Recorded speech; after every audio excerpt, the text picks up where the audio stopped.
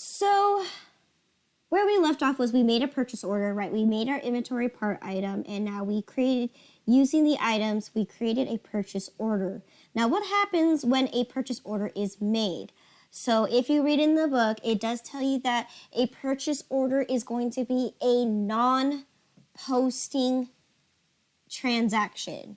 What does that mean? Meaning it does not affect the company whatsoever, because unfortunately with that kind of you're just making a simple purchase order. There's no real transaction being really made. You haven't paid the vendor yet. You did not receive a bill yet. You don't owe anything. All you're doing is just requesting for a purchase order of items. So as you can see here in your chart of accounts, they do tell you that in case for any reason you need to look up your purchase order, modify it, or etc., you'd be able to find it here at the very bottom of your chart of accounts under non-posting entries. Okay, so if I click that, here I have my report, and I'd be able to modify it here by, come on, if I just click on this. Okay, it's not letting me see it.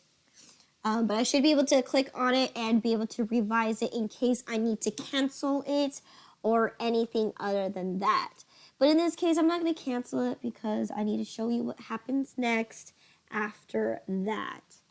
So I'm going to actually, since we're already here, let's go ahead and do a second purchase order real quick. So I'm going to go ahead and click my purchase orders again on my home page since I'm already there. So I'm going to make another order of the same stuff, but this time I'm going to set it for a different date. I'm going to set it maybe the 21st of April, okay? And I'm going to buy the same stuff, so the frame metal, okay? And I also want the frame wooden. And this time I'm actually going to I'm going to buy for the half amount, or maybe I'll do 15 metal and 30 wood, okay? This is just an example that I want to show you just real quick because it's going to tie into the next portion that we talk about, okay? So here I'm going to go ahead and write purchased 15 metal and 30 wooden frames, or just wood frames. Okay, I'm going to go ahead and click Save and Close. So this is purchase order number 2. All right, Save and Close. Now again, because I created a purchase order or a non-posting transaction, I'm still able to see it by going to my vendors. So I go to my vendors and I go to all transactions. And here you can modify your purchase orders right here as well. Again, just double click on it. Here's the purchase order. And on the right side, it's going to tell you what's pending and what's it's pending to be received and when you ordered it and so on and so forth. All right. So that's one thing that you can see. Now, I want you to look at this very carefully because right now they're purchase orders. They're pending until you receive it. So right now my transaction are they're still purchase orders. Okay. Now that I have my purchase orders already set, I have 2 of them, so I'm waiting for 2 batches of my orders. Now here, my next step here is I need to receive my inventory items. Now, if you look very carefully, there is this little drop-down triangle, and if you click that, you have 2 options to receive your inventory. One without the bill and one with the bill. Now, this is very common, especially if you purchase large quantities or maybe it doesn't fit in one box, so they may have to ship you multiple boxes. Or maybe that vendor that's giving you the items, they don't have enough in stock, so they ship you whatever they have, and then they ship you the rest as soon as they have it either readily available, XYZ. So you're going to often get what's called a packaging slip, okay, instead of a bill, okay? And that's what we're going to be learning and seeing what happens when we receive a packaging slip instead of the actual bill.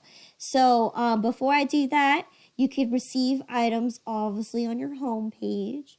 You can receive your items obviously here. You have the choice between just receiving items without the bill, or you can enter in the bill. Okay, so that's the option there. If you go to the vendor center, same thing. You can right click and you can either receive items and enter the bill, or receive items.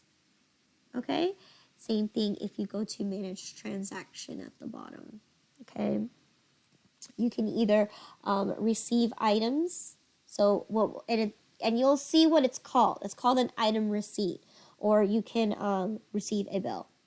Okay, so there's a lot of things that you can do here. Then at the top, you're gonna also have the same thing to receive items and enter bill, or receive items. Okay, now we saw that one word called item receipt.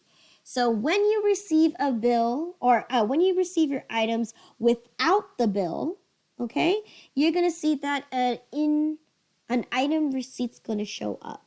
Okay. Now, of course, it's going to show up like this, and all I do is type in my vendor, which is my Ace Supply. And once I do that, it's going to automatically pull up my purchase orders. So I click yes. So here it tells me I have 2 purchase orders. Obviously, it's going to be the first one. And I'm going to go ahead and click OK. What was the date that they sent it to me on? Was it April 7? They shipped it to me the same day?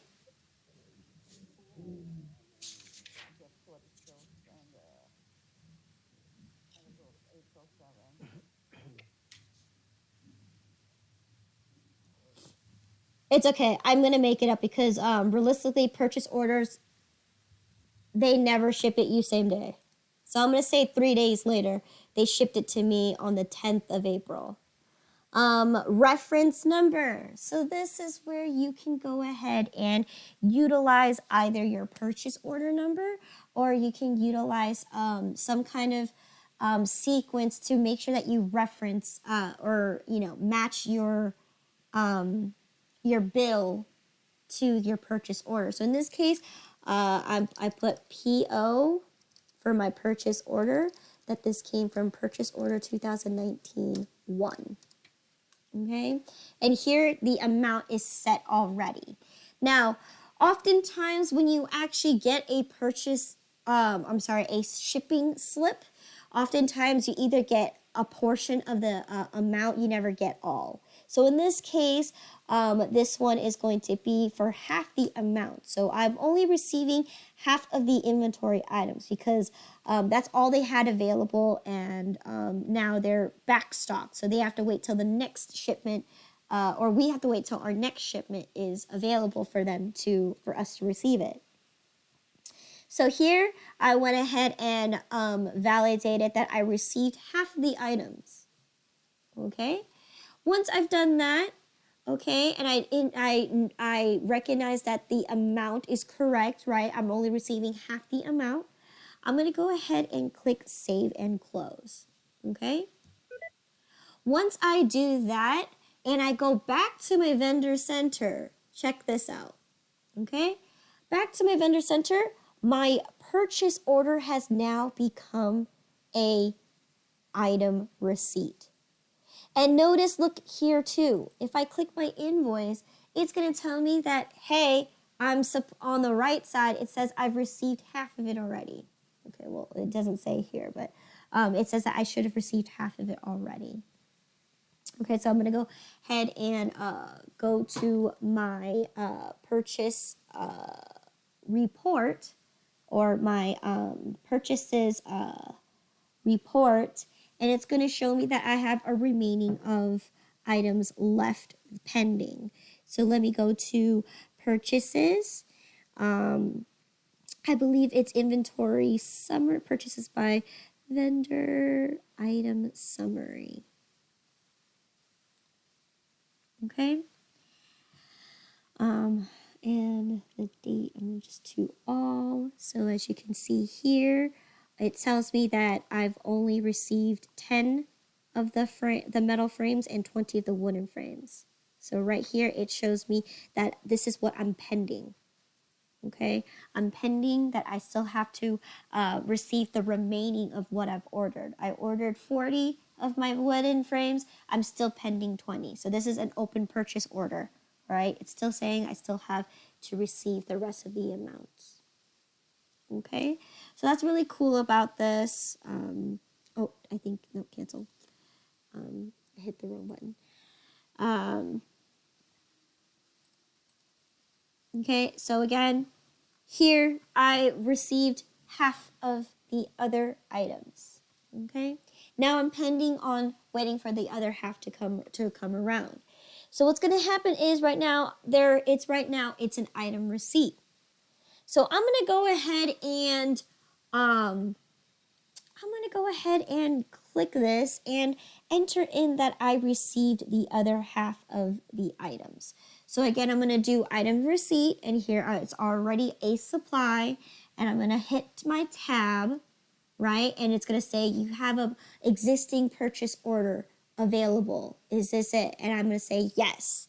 I'm going to select the purchase order that I originally got, so which was my first one, and I'm going to click OK. So again, I'm going to change the date and say maybe I received it on Saturday the 13th. Okay, once I've done that, it's going to recognize that I only have this remaining, or this is what I should be receiving, is the remaining amount.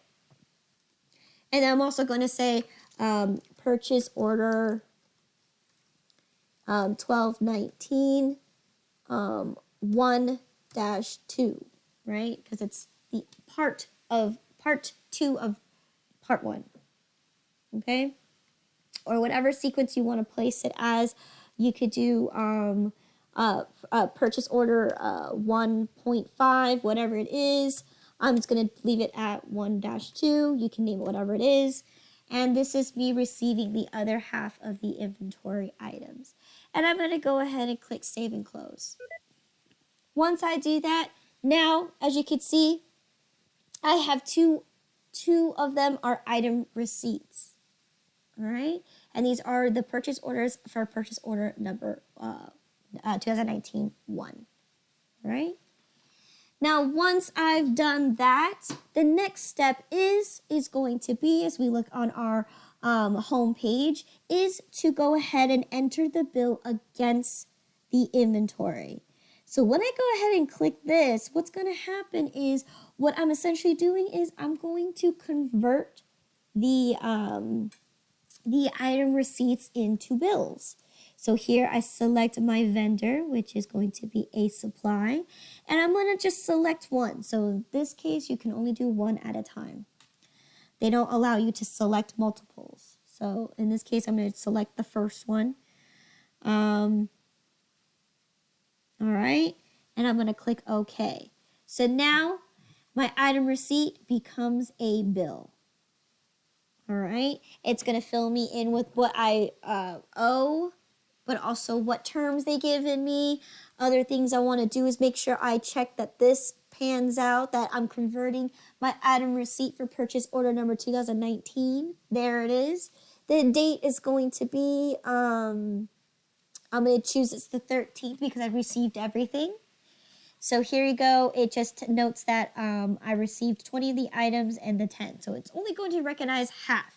Now again, with QuickBooks, you can always combine bills together and you can set them at the same date and just pay them off with one check. So that's one thing you can do.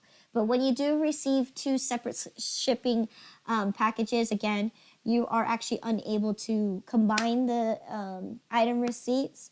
It can only be as separate bills. But in this case, we've already recognized that, okay? Save and close.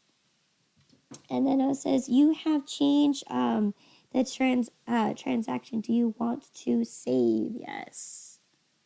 So what's going to happen is now that I've converted my item receipt into a bill, if I go to my vendor center again, notice this. My item receipt has changed into a bill. Okay. So if I were to go ahead and click this, right, I have my other second item receipt. So here it is. Yes, my other item receipt. So I can't do it here. I'm going to have to go to my home page and enter it against it. So you're not going to be able to do that. You can only do that on the home page. So enter the bill against inventory. All right, and then I'm going to go ahead and type in my Ace Supply, select my final item receipt, click OK. Here's my bill. I'm going to set it for the same day, except this is going to be a purchase order, the same thing, the other half. And I'm going to go ahead and click Save and Close. Yes. So again, now I have two bills when it's supposed to be one, but you know that's what happens when you do QuickBooks. Unfortunately, they cannot combine it, but that's okay. We can always pay multiple bills with one check. Okay, I think there you go. Okay, for a second it almost crashed. Okay, so as you can see, we are. I'm in the customer center. I need to get out of here. So we want to go into the vendor center. And again, Ace Supply. Now both of my item receipts have become bills. All right. So that's that. Okay. That's how you utilize the option where you receive items without a bill. All right. Now, I'm going to go ahead and show you, let me right click this one and do the transaction where I can receive the items and enter in a bill. Okay, let's say I received my second batch with a bill. What's going to happen is it's going to automatically associate a bill. So in this case, when you receive your items, again, because I right-clicked on my vendor, it's supposed to be for Ace Supply. Now it's saying you have a purchase order, and you're going to select this.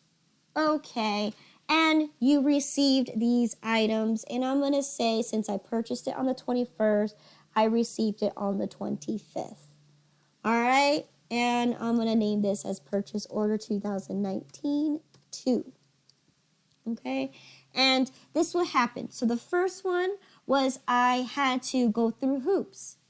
I received the items, I created an item list, and now I have both of the item receipts, and now I convert them into a bill. This one is me receiving the items with the bill, and so it goes straight into being a bill. Pretty straightforward.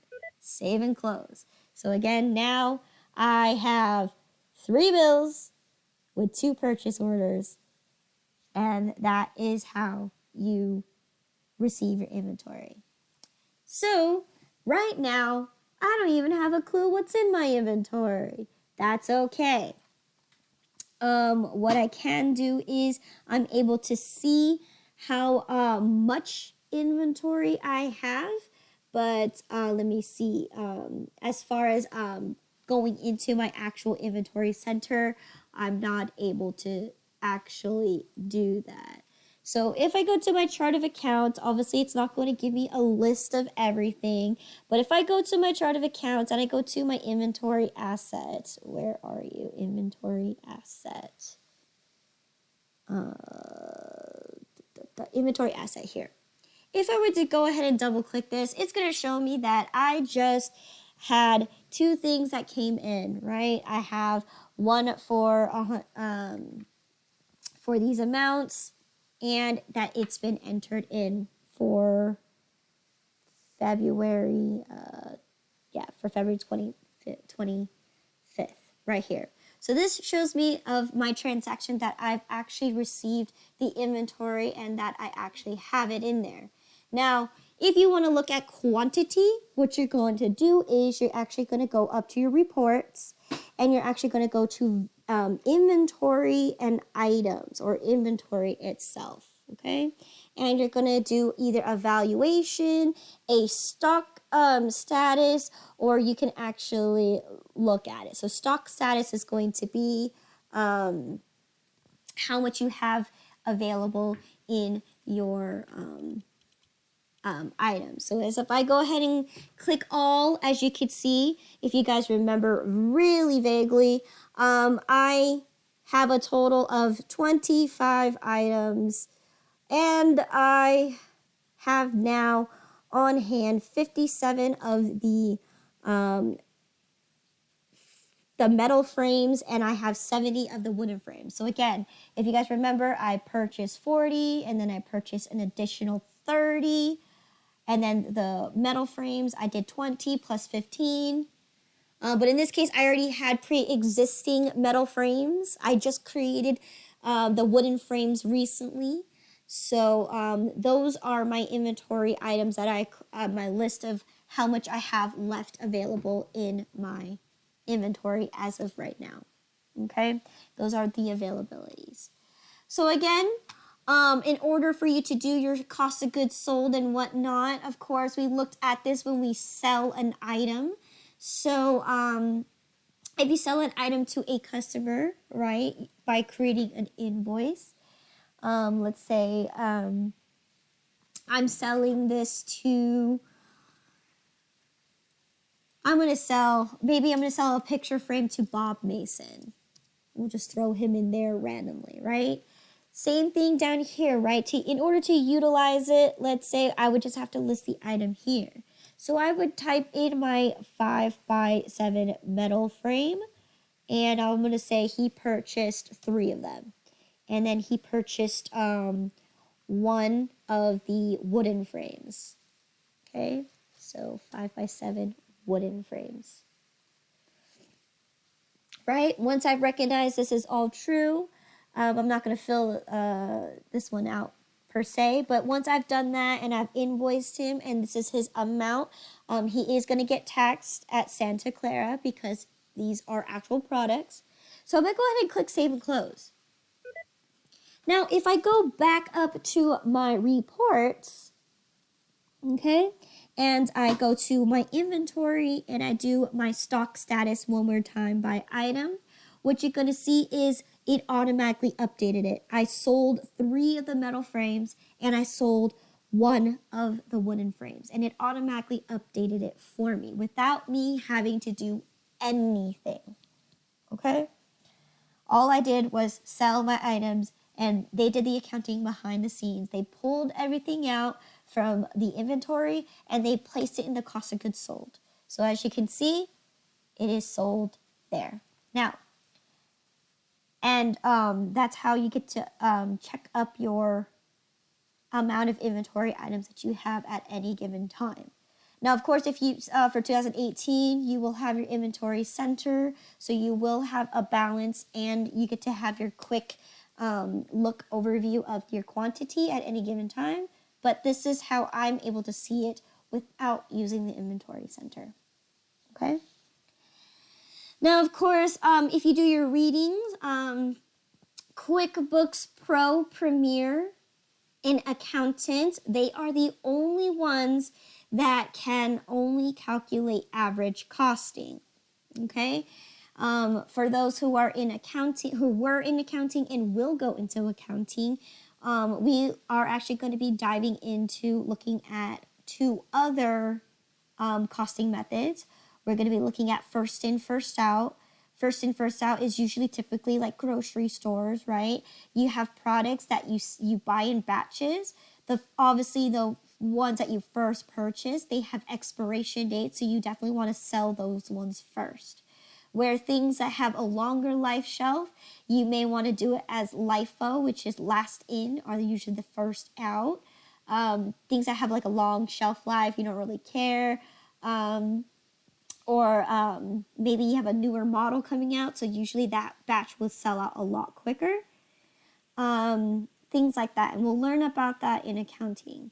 And for those who have went through the accounting class, only enterprise can be able to do not only LIFO and FIFO, but they can do beyond what kind of costing methods for calculating inventory.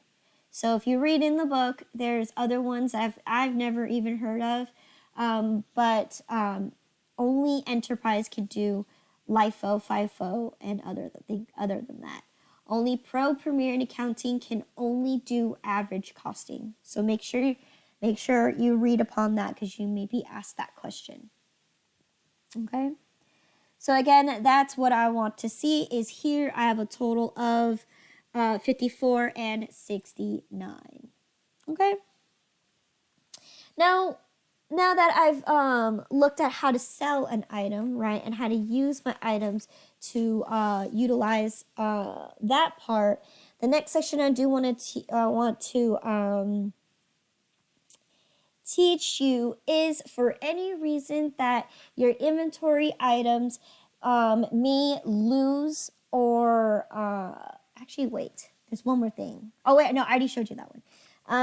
So the one thing that I want to show you is how to adjust your inventory items, okay? Especially, we'll also look at this in the accounting class. You will learn about lower cost of market. When you buy your items, right? If you still have that items, over time, they lose its value. And when you try to sell it out into the public market, customers are not willing to pay that price. So therefore, you're going to have to make adjustments to the value of your items, or you might have to also, for some reason, maybe you have overshipment, maybe you have undershipment. So you may need to adjust your inventory accordingly. So with that being said, there are two ways you can be able to do that. You can go right here under inventory activities and click that drop down menu, and you'd be able to adjust quantity / value on hand, all right? You're also able to do that under the vendors, under the venues menu bar, under inventory activities, and here you go. You have the adjusting quantity and value. You can also enter in a new item for your inventory, okay? So I'm going to go ahead and click that one since I'm already there. So here, you can choose to change the quantity, change the value, or you can actually change both quantity and value in case for some reason you are returning something and you want to return it for the price that you received it for. And if you have a whole bunch of items that right now are like you have a whole bunch of batches that are combined with each other, and you're making a return, you definitely gonna have to readjust that because it's gonna give you the average cost. So here, we're going to take a look at the first one, which is quantity. Again, these adjustments can happen any given point in time. Usually they happen towards the end of the month or the end of the year. In this case, I'm going to go ahead and say this was at the end of the month. I actually looked at my, I did a physical count and I realized I'm missing a couple picture frames. So I'm going to go ahead and place it at the end of the month, okay? Now what I'm going to do here is that the account that I'm going to be using is obviously going to be a different account. I believe this is going to be an inventory variance account. Inventory variance, right here, inventory variance, okay? And it's going to give you this little message. You're going to say, okay. Now, this is just a place for you, a placeholder so you can make your adjustments accordingly. So that's what an inventory variance account does is it just pretty much, instead of writing it as a loss right away, you're going to place it in another account as a placeholder. So then when you for surely are going to write it off at the end of the year, when you do your taxes, that's when you write off the loss. So here you go, reference number. Again, I'm going to use this as 2019 2, since it was 2. Customer job, there is no customer job that's correlated to this. Class is going to be overhead because this is an adjustment for inventory for both store locations. Okay. So the first one I'm going to do is I believe I am adjusting the metal frames, right? So I'm going to go ahead and do 5x7 metal. So once I do this, what's going to happen is it's going to populate all the information saying, hey, you currently are supposed to have 54 items in your inventory. But let's say you physically took a count and said, no, I don't have 54. I actually have on my new quantity is going to be 52. I'm missing 2 picture frames. All right. And of course, it's going to tell you the differences too. Once you've done this and verified everything looks good, memo is I took a physical inventory count of 52 metal frames. Okay. All right. So once I've done that and I verified that, I'm going to go ahead, save and close. All right. Now I've adjusted my quantity accordingly to my inventory. All right. I'm also going to show you that when you do this as well, you can also do the adjustment to value. So again, I can say on the 30th of April, I found out that wood has become less expensive or a little more expensive or less expensive. So I'm going to go ahead and say overhead because it's for applying for both. And this is the 5x7 wooden frames. And I'm going to say, so when I do this, right, it's going to tell me that my total quantity is 69 picture frames. And right now it is worth $340. So what I'm gonna say is now it's no longer worth that. It's gonna be, it lost value because I don't know, maybe wood is there's a high supply for wood, right? You know, with the there's the plaster wood, there's that, so it got cheaper. So what I'm gonna do is I'm gonna record that it actually lost value over time. So these wooden frames no longer hold the value what I've originally bought it for, which was $5 each. It is now less. So here I made my adjustment. I'm saying it's going to about be $325. So I lost $20 value in it. And once I've done that, I'm going to say wood has lost value.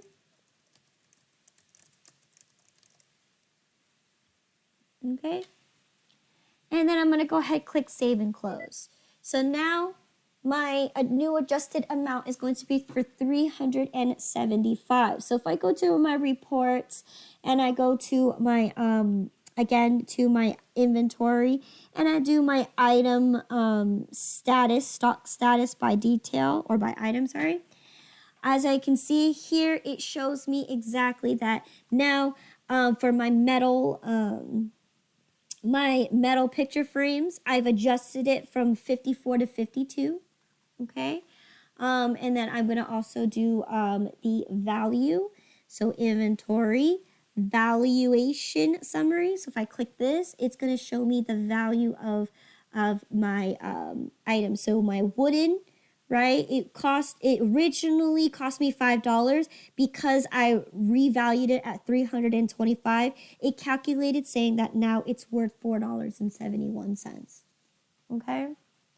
So that's what you can do for adjusting the value of your inventory. And did I press the record button? Okay, good. All right, any questions in making adjustments to your inventory?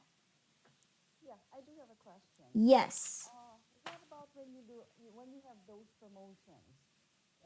Say 40% or whatever percent for a particular frame. Do you have to do those inventory? So because when you made that adjustment, because you marked down an item, what about when it comes to promotions? Remember, promotions only affect sales. This is cost of goods sold. Okay, okay. Okay, so remember when you do have a sale promoting that you're selling an item, you're just marking down the price that you're selling it for. You're not marking down the price that you paid for it. This is making an adjustment due to lower cost of market and or physical count of inventory. So this is looking at the expense of the inventory, like how much did it cost you to buy it. So this is right here is cost of goods sold. Okay. Good question though. Any other questions?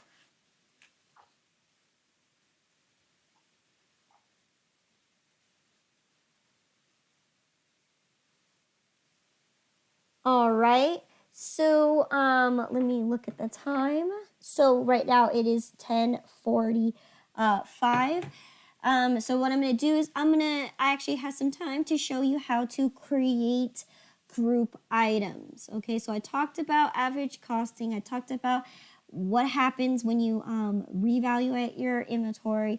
Now, there's another thing that you can do when it comes to creating items. And we looked at this one time before, I believe in chapter 7, when we were I don't remember what we were creating, but what you can do is you can create a group of items.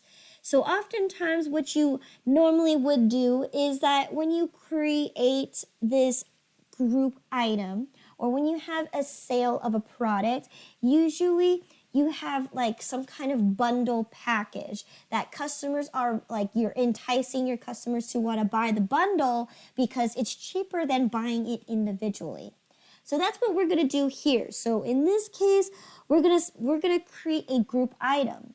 And when I create a group item, it's going to be consisting of the item parts that I'm grouping together. So for example, like I can have a package bundle that says you can get two metal frames and one wooden frame package deal for $20. You know, I could do something like that.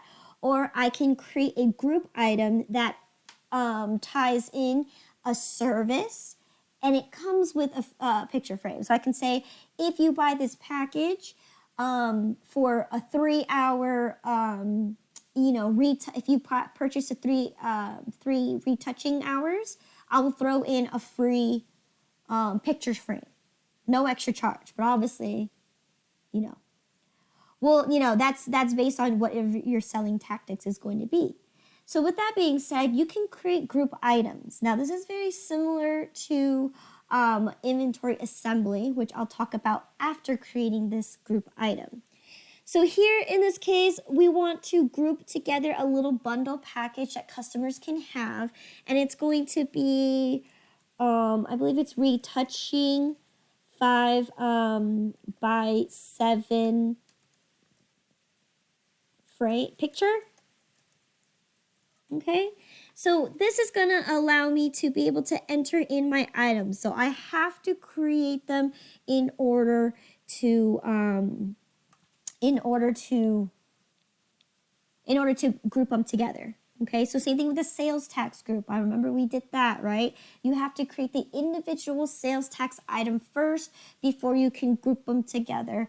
So you have to create them first and then group them together. So here in the details is going to be it's going to say package. I don't know what it really says, but package deal retouching with a 5 by 7. I believe it's a wooden frame we give. Okay. So that's what my package is going to deal with, and this is what I want to display on my customer's receipt, is that it's going to display this message right here saying this is what the package comes with.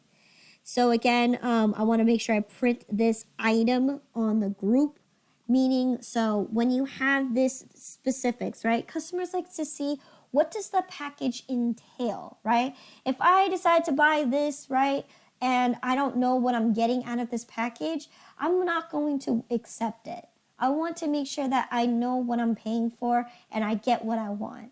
So that's exactly what this is for. It's so then when customers look at the detailing on their bill, it's going to show that you bought a package deal that comes with 3 retouchings and 1 picture frame. So that's exactly what I'm going to type in here. So the item here is first is going to be retouching. All right. And I believe you get 3 of them. And you're also going to get the 5x7 wooden frame, and you're only going to get 1 of them. Okay. Now, as you can see, there is no set price that I could put on here. Why? Because when you get to the actual sales receipt, you get to determine whatever price for this bundle point is going to be. However, it will pull the information from what you've associated it with. So these items, right? Every item we create is linked with a cost of goods sold as well as a price point. So it's going to take for whatever price it costs you to purchase the item, and it's going to calculate the actual selling price combined.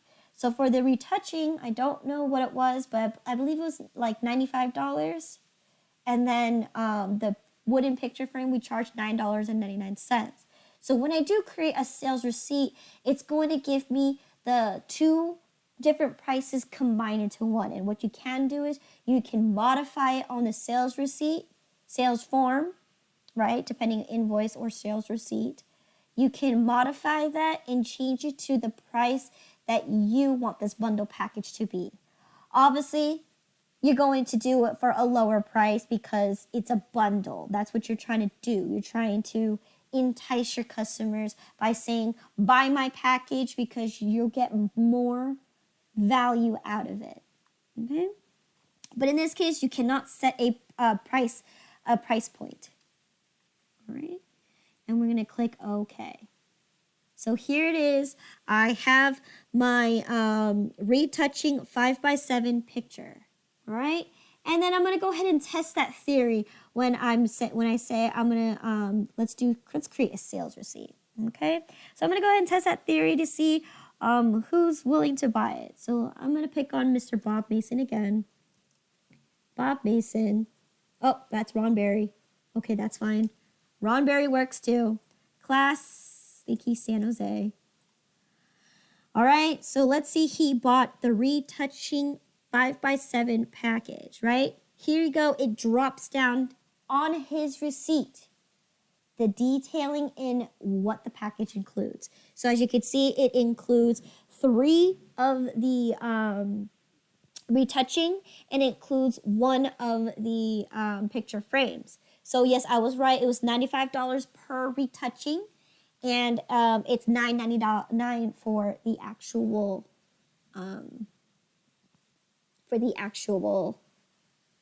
picture frame. Yes. So as you can see, because it's already outlined for you. So here, the package deal right here is this. So what you're going to do is you're going to create another item for your discount, obviously, or you could actually modify it here by typing it in, saying, well, it's actually this much. Okay. So that's what you can do here. You can modify it and say, well, I'll give it to you at original price, or you can create a discount item or a, what do you call it? You can create a discount item that says package deal, you get 10% off, whatever it is. You can go ahead and modify it right here with that thing. So I'm not going to go ahead and enter this, so I'm just going to leave it and close it. Okay, so just so you guys can have an idea that you can manipulate it after you've created the item. Okay, you can just know that if you don't manipulate it, it's going to show you what you priced point them individually. All right, and of course with groups or packages or deals like that, you want to adjust it so that it reflects a lower amount. Okay. Now again, in 2018, because you guys have, because the book that's going to be asking you to do is, I believe it's accountant. we've been teaching, it was Premiere. I don't know why they changed it to accountants now. But you guys should have access to be able to do inventory assembly. So again, I'm using Pro. Pro doesn't have that option. So again, when you do go ahead and create a new item, you will actually have inventory assembly. All right. That is primarily geared towards companies who create a product. So for example, a bakery store or, a bakery, right? Their inventory parts is going to obviously be their milk, their eggs, their flour, their sugar. The inventory assembly is going to take all of those parts together and place it into one and set it off as a single price point. So therefore, of course, when you do inventory part, you have that option to set each one, obviously. But with the inventory assembly part, it allows you to combine the inventory parts to create a product itself, right, for a cake. So again, 2018 will have it, and I believe your book doesn't actually give you too much details on it. It just says that you can do it. If you'd like to learn more about it, I believe they do put a little page number on there of where to look in order to utilize that feature. Okay, so that's definitely something you want to do that on your own. Okay. And then last thing I was going to show you is obviously your inventory reports, which we've already gone through, right? We've gone through looking at a few things. So on my end, in the 2019 version, you actually don't have the inventory item report. That one has been taken off in the 2018. But if you'd like to look at it, just go ahead and do it on your own. But we do have, again, when you go to inventory, we do have the valuation. So what the value of your inventory is. You have how much quantity is in there. And then you also have the physical inventory count worksheet. So there's not that much you can do here. And of course, with your purchase orders, right, you can do purchase orders by vendor, by item, of course, and etc. Open purchase orders, right? You could see what you have left that you're pending on, etc., etc. But those are just primarily just the two things that you would utilize, especially if you're the inventory manager. Definitely utilizing the physical count worksheet is going to definitely help you, especially if you're the person that's actually physically going to go down to the basement and take a physical count of all the inventory items, then you definitely would want to utilize that. And they make it a little easier for you to do that for you. So it gives you like a little worksheet with all the items. So you can just, check mark them. So those are just the reports that are pretty much that the book talks about. And that's it for inventory. All right. Any questions in regards to inventory? There was a lot of things that we learned, but it's pretty straightforward and easy to do. Okay. Any questions?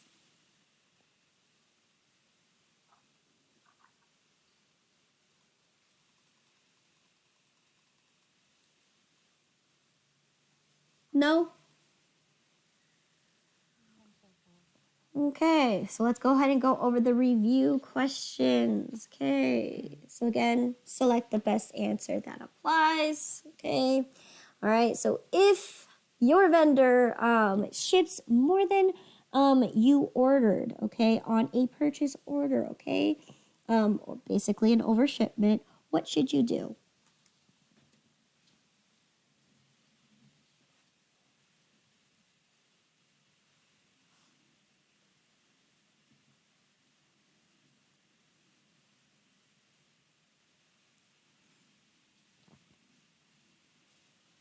Anybody? We didn't. Okay, so B. Okay, so we didn't talk about this, but it is that list of what happens if you do get an overshipment. Yes, Lynette, what did you say? I'm reading. I have B, C, and D. Seems like those are the three different steps that you can do it. So that I would say that depends from the purchase manager or what? No. So remember, the question is that would not be appropriate. Okay. Oh, so would not be appropriate. Mm-hmm. I would say C then. C, you could receive the extra shipment into inventory and keep it and pay for it. I mean, yes, as long as you pay for it, right? You're doing righteous by paying for the overshipment. So C for sure is appropriate.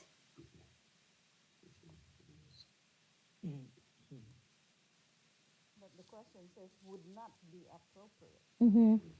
So C is definitely going to be something that you can do. Oh, D, like I said. Send it back. Let me see.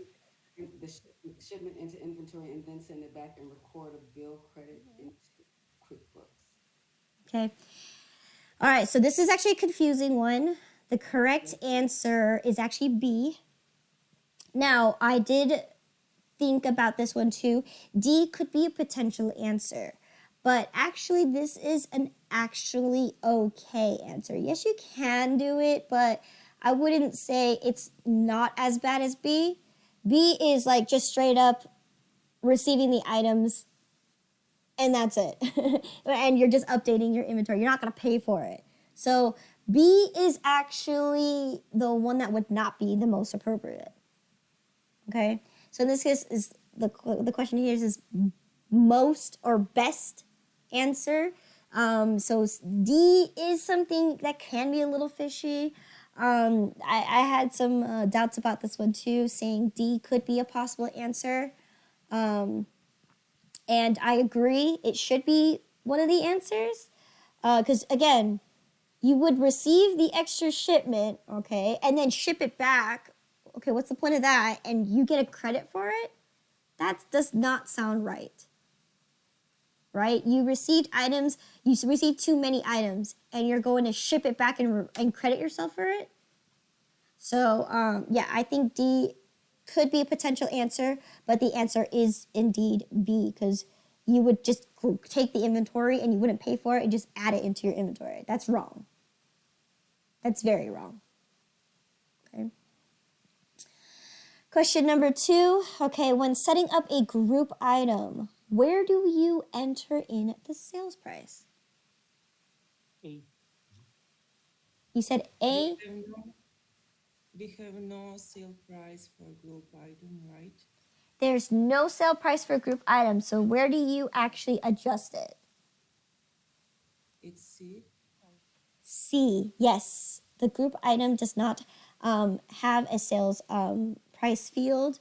You only modify it in the actual sales receipt or invoice. Okay, so in this case, there is no enter it into the sales pricing or enter it into the item, no. So C is the correct answer. There, it does not show one. Okay. Number 3, okay, to activate QuickBooks inventory, what should you do?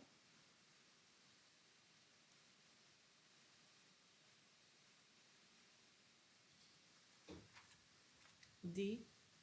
D.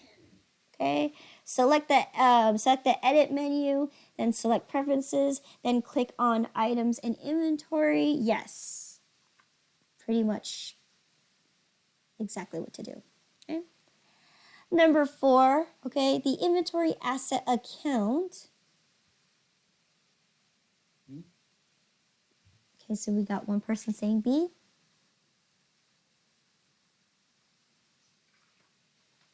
Anybody else?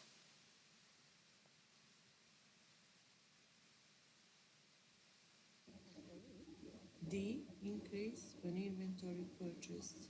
Okay, well, let's look at the answers then. Okay, so number 1, tracks open purchase orders of inventory items.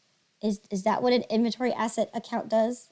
No, it doesn't keep track of your open purchase order. So A is out. B says decrease when inventory is purchased. Is that true? When you purchase inventory, aren't you increasing the asset? Okay, so B is wrong. C, increase when inventory is sold. Obviously, you're getting rid of the item, so you would definitely not increase it. So D is the correct answer. Increase when inventory is purchased. So yes, it does increase. Okay. All right. Last question here is in QuickBooks Pro, Premier, and Accountant. Inventory can do all of the following except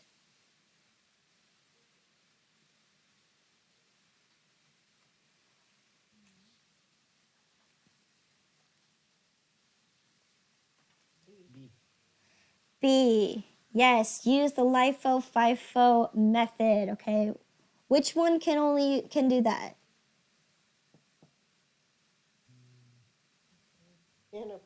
Enterprise. Good. Okay, so for sure, Pro Premier can do reports, can keep track of your purchase orders. Okay, it can also calculate the gross profit. Yeah, it can do that.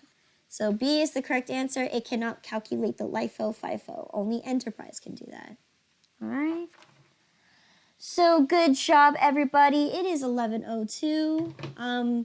If we do get a problem started, I know for sure we're not going to be able to finish it. So we'll just leave it at that. Again, practice this on your own time. If we do have time, maybe next week, if you want to utilize one of those extra days to sit down and go over a problem, we can do that. But for today, I think I want to call it a day. It's Monday. Go home.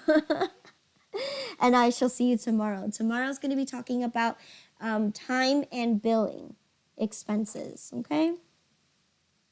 Luck with everyone.